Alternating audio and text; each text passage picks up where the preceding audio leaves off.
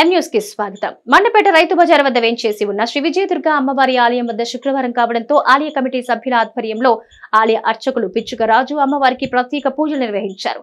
అనంతరం దాతల సహకారంతో ఆలయం వద్ద ఆలయ సేవకులు బండారు కామరాజు తమ ఆలయ కమిటీ సేవకులతో కలిసి 400 మందికి అన్నదానం నిర్వహించారు.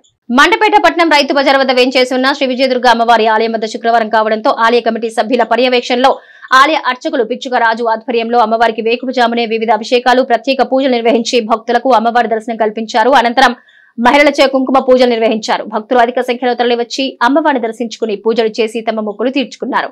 ఆలయం వద్ద దాతల సహకారంతో ఆలయ కమిటీ సభ్యులు బండారు కామరాజు సమక్షంలో ఆలయ సేవకులతో కలిసి 400 మందికి భారీ అన్న సమారాధన నిర్వహించారు.